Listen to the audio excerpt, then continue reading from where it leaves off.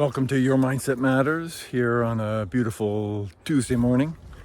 And just quickly, we're just back now. I've been away for a couple of weeks. We were on the road in Alberta and Ontario working with clients, and oh man, did we miss these trails. So just a reminder of how fortunate we are to live where we do and get out with the pups and enjoy this start to the morning.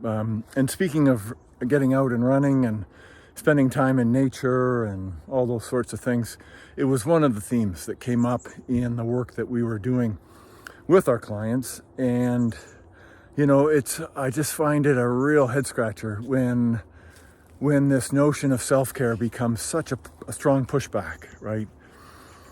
Whew, man, in 2023, it is amazing to me that that despite all we know, and you'd be hard pressed to find anybody who doesn't appreciate or know or can articulate the benefits of self-care. We all understand that, we all get it, and yet that knowing does not reflect sometimes the way we spend our days, right? What we value, and that was really clear on this trip. I hate to say it always is, but whew, man, it's really quite a story that people have around work ethic and grind and sacrifice and commitment and what that means. And I don't have time for self-care, right? Self-care is a luxury. It's for soft people. It's a soft skill, and it's not important to me.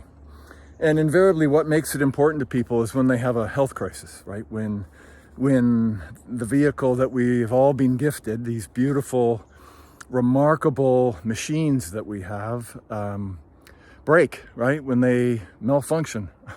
And that seems to get our attention. What we invite clients to consider is that when we don't wait for that health crisis, when we include healthcare, self-care as a strategy, as a daily strategy, we not only get a better performance, we not only support a healthier, high performance, but we can do it for a longer period. We can sustain that work. And hey, let's face it, I mean, more importantly, it just makes us healthier and happier. Goodness forbid that becomes something of importance.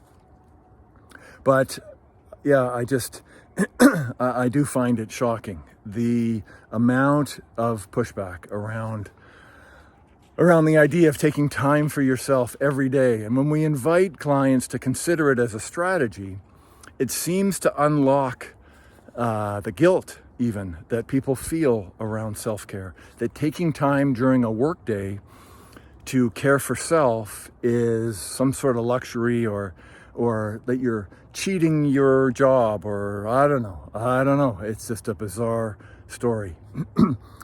But again, when they see it as a strategy, somehow they realize, wow, okay, so if I take time to take care of myself, I do my job better and I can do it for longer. Okay, I get that. I'm going to invest in that. I'm going to value that, and it shows up.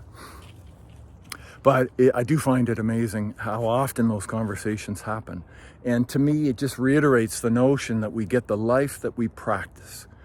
And when you practice self-care, when you incorporate health and well-being, fitness, getting out in nature, running, spending time with dogs, with animals, with each other, real connection time.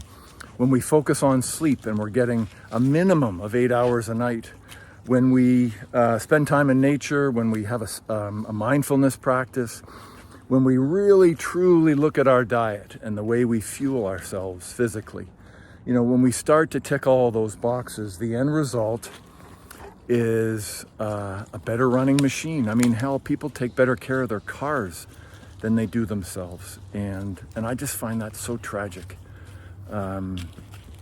Anyway, something to consider for sure. Your mindset matters in this case.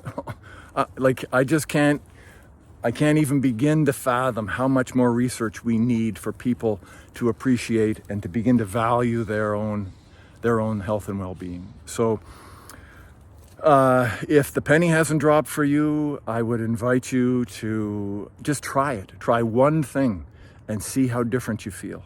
And then incorporate perhaps a little more of that or something else, and feel the impact of that, right? as they often say, it's not enough to know, right? It's not enough to know it's good for us. We have to feel that it's good for us. And if you need some help, I mean, hell, just reach out. We'd be happy to support you on some sort of self-care practice. Okay, so get out and move.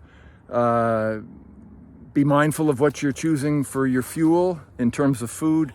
Get some sleep tonight. Start to take care of this precious gift we've all been given, our bodies, right? Just start to honor it and value it the way it deserves to be.